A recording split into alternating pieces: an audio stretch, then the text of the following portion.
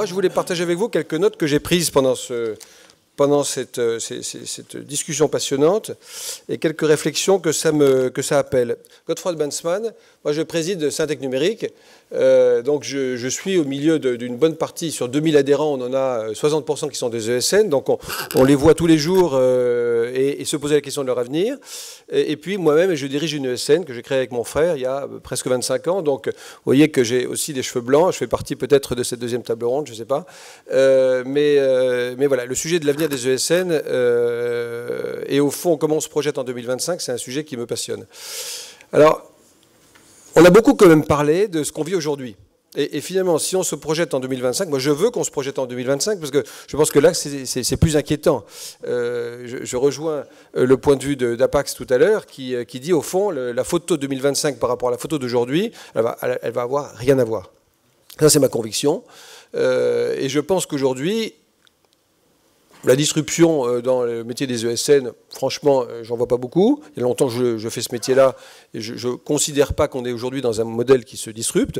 Il y a eu quelques éléments intéressants tout à fait au départ quand on voit les gens de la pub et du marketing qui arrivent dans nos métiers, où là, il peut commencer à y avoir des éléments de disruption dans la delivery de la valeur ajoutée, mais sinon, je ne trouve pas qu'il y ait beaucoup de disruption.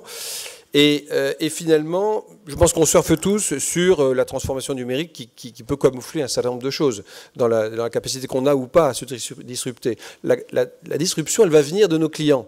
Et j'entendais Vincent Paris tout à l'heure dire, finalement, qui seront nos clients en 2025 ? Je dirais peut-être un peu différemment, qu'est-ce que vont nous demander nos clients en 2025 ? Alors, bon, je prends mes notes au fur et à mesure, hein.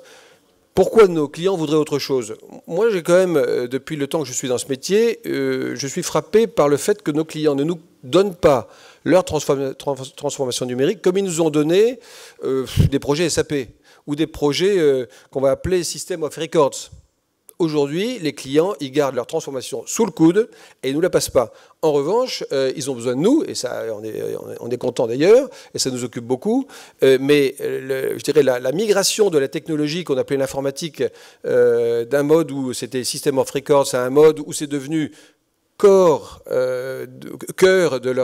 finalement de leur business model et de leur modèle industriel, a fait qu'ils ne nous regardent plus tout à fait de la même manière et qu'ils gardent le contrôle, ils veulent avoir le contrôle de leur risque industriel et qu'aujourd'hui, nos clients, ils recrutent, hein, vous vous êtes rendu compte, c'est dramatique, ils recrutent massivement pour maîtriser ce risque industriel, pour maîtriser leur modèle.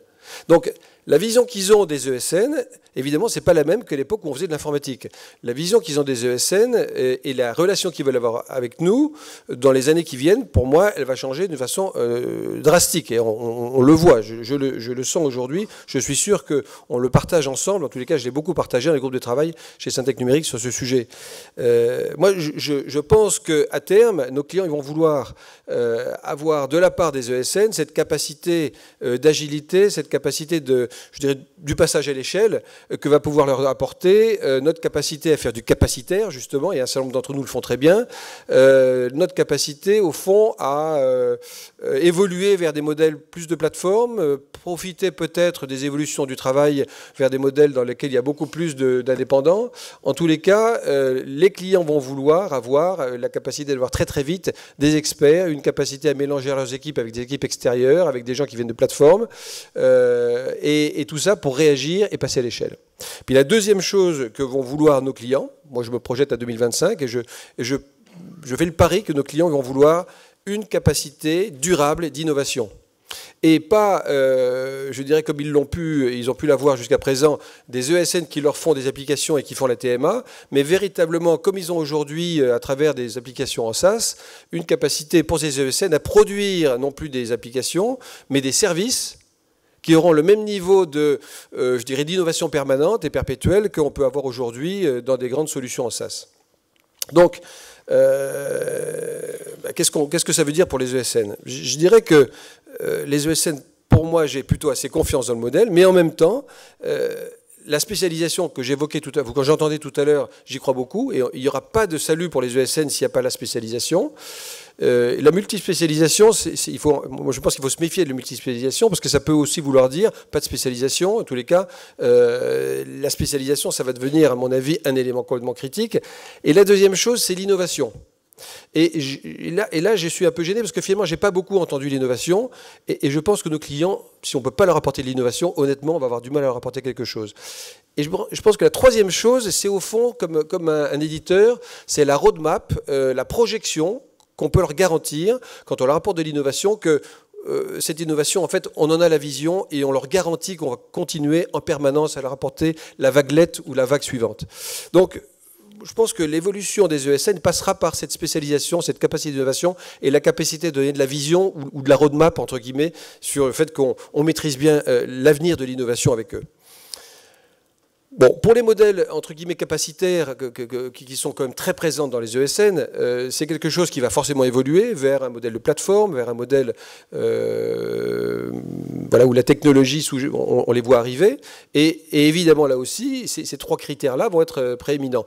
Pour les modèles la partie de l'ESN qui apporte de la solution aujourd'hui, et du logiciel, des applications, eh bien évidemment que là aussi c'est encore plus vrai, l'innovation, la spécialisation de l'innovation et la roadmap. Et je dirais que là, on va se rapprocher des modèles d'éditeurs, voire des modèles en SaaS. Hein. Là où j'ai plus de doutes, c'est sur l'évolution des métiers du projet, de l'intégration de systèmes, qui sont aujourd'hui des modèles qui surfent, comme on surfe tous, sur la transformation digitale, la transformation numérique. En même temps, on peut se demander où est l'innovation dans un projet SAP. Je reviens toujours à SAP, je ne sais pas s'ils sont dans la salle, mais au fond, c'est du repeat, je ne sais pas où est l'innovation. Et on peut se dire que dans 7 ans, nos clients qui n'auront pas pivoté comme une start-up vers le nouveau modèle qui est critique pour eux, je ne sais pas s'ils continueront à faire des projets d'intégration.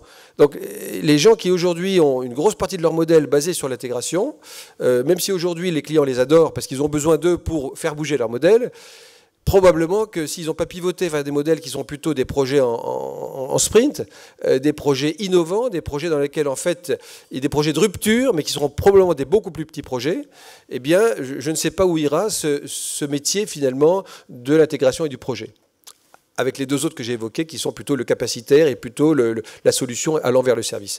Donc voilà la vision que j'ai en me projetant en 2025, un tout petit peu, excusez-moi, disruptif, et dans laquelle l'innovation est extrêmement présente, sinon probablement qu'on n'existera plus.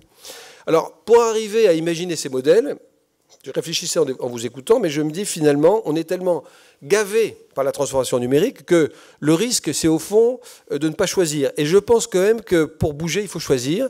Et il faut abandonner certaines choses pour en choisir d'autres. Et donc tout le challenge qu'on va avoir, nous, les patrons de ces ESN, ça va être de faire des choix, d'abandonner certains domaines pour aller dans d'autres. Et finalement, on est dans une époque difficile parce qu'elle est tellement propice que tout est possible. Et que je dirais, on est dans un grand panier où tout est mélangé, il n'y a pas de mauvais, tout le monde est bon. Et probablement, dans ces temps, je ne sais pas si tout le monde survivra quand même si on n'a pas fait les choix. Voilà ce que je voulais partager avec vous pour conclure, en espérant que l'orage est arrêté, qu'on va pouvoir sortir, peut-être prendre un verre. Merci beaucoup.